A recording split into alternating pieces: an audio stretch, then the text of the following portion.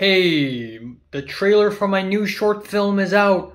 Go watch it right now after this video. What's up, it's a culture detective here investigating your favorite albums, and today I'm going to do an album review on the new betcover album, Tamago, which means egg.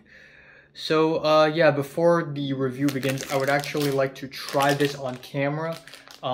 In my everything I got back from Japan video, I forgot to talk about this because I did select this in a supermarket.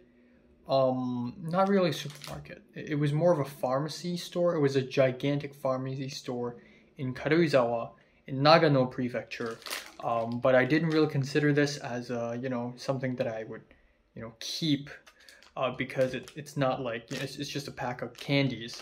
But I never actually opened it and ate it, so I'm gonna try it now. And given that I'm reviewing Japanese music, might as well. So this is Meiji lemon flavored candy, and it says right here, Hasu, I don't know how to say it, I give up. Oh, it even says 3, so this is the level of difficulty this candy is. Out of 5, level 3. Okay, let's try it out. Ooh, I destroyed the level of difficulty. Okay.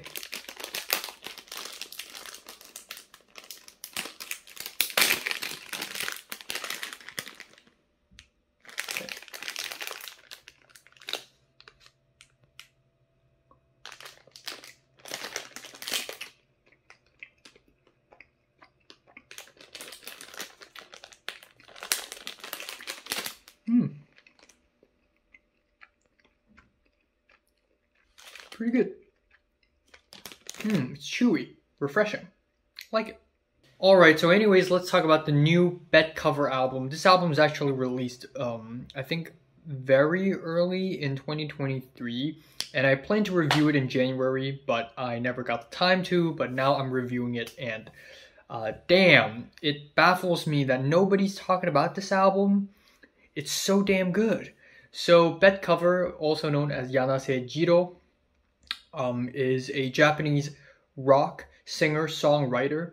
A couple years ago in 2021, he released the album Time or Jikan, which is a soft rock album that showcases a variety of beautiful sweet ballads and groovy jazzy jams with a lot of personality. So naturally, I was really excited for a new album to come out under the name of betcover. And lo and behold, this album actually kinda slaps. Yeah, so the album opener, Bo-sen, or Mothership, is a very charismatic opener with moody pianos, jazzy bass, some loose drums, and some very interesting and vivid lyrics about riding on a ship with a stranger, saying goodbye to your own family. And it's very jazzy and charismatic, but then it hits you with these jagged guitar solos, tangy percussion, sliding guitars, screams and screeches. And this is the sort of thing that gives a song and this album overall a lot of personality. And I really like that because automatically when I hear scratchy, rugged guitars on top of jazzy guitars, it just screams betcover. And that's really cool. After that, we have Chojin, or Superman, which is a 9-minute, 14-second long monster. The song starts off really noisy with busy scratching guitars, subdued vocals, and a jazzy bass, but then it just stops abruptly. And it's not even the instrumental stopping abruptly. It sounds like when they're mixing the track together, they literally just stopped the track and just added another one after that. And it's kind of interesting. And then it transitions into this slow building gorgeous ballad, and then it slowly builds up to a very freaking epic climax with humongous pianos and guitars that are over the world and very dramatic and theatrical, with the repeated refrains yamete, yamete, which means stop it, stop it, stop it. It's both concerning and strange and surreal. In a lot of ways, this track reminds me of Ascending Fourths by Black Midi, and I love Ascending Fourths, and this track is freaking amazing.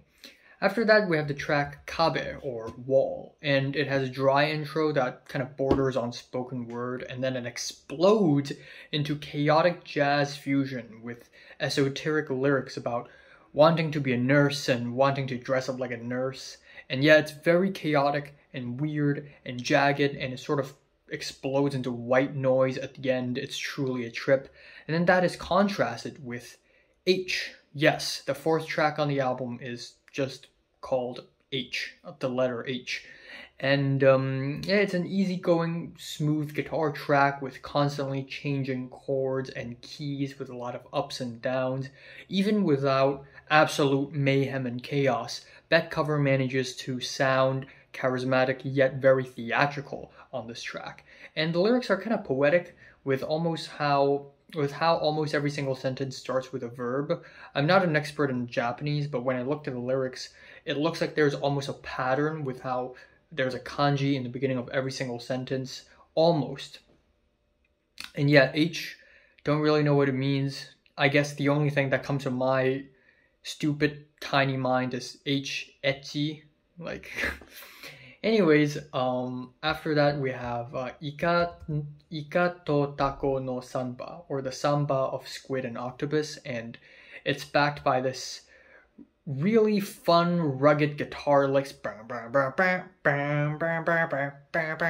with crazy, mad blabbering, and it sort of breaks into reverby vocal layers. Another really chaotic, fun, wild track by Betcover. And then that is once again contrasted very strangely with Aijin, or Lover, which is a sweet, dreamy guitar ballad with nostalgic chords.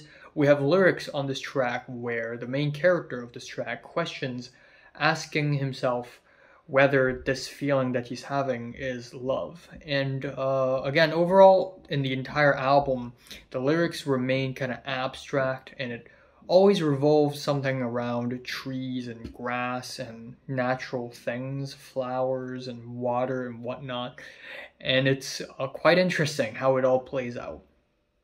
And the streak of great tracks do not stop with the next track, Barabara, which is a straightforward track with dense layers of guitars that are simultaneously summery and relaxing and simultaneously strange, especially with the detuned, screeching, soaring guitars in the back.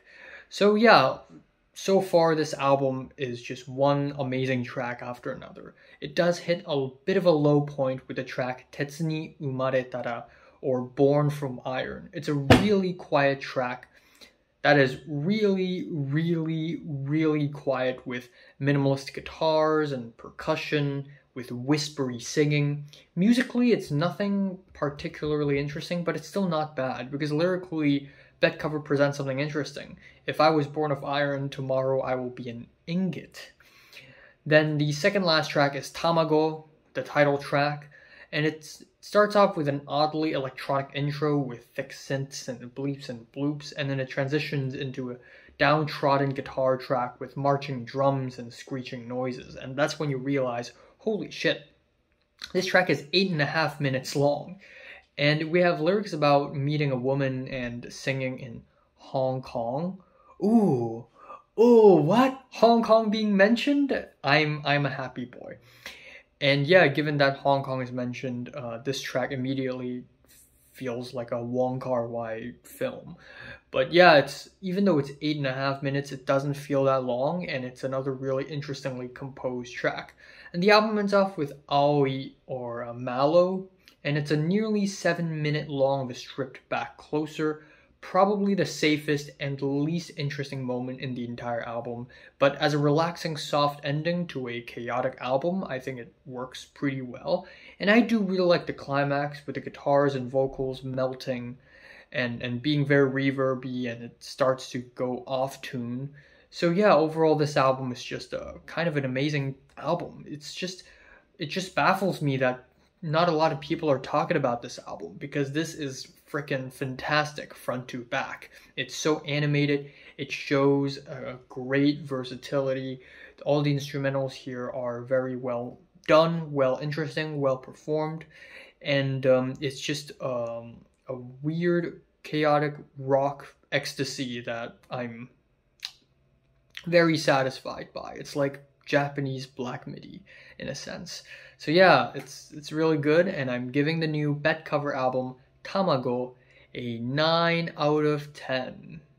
So, have you listened to the new betcover album? From what it done, just rate it, like it, and subscribe if you want more. And thanks for watching. Yes, light 9. And let me have one more gummy, because this shit good.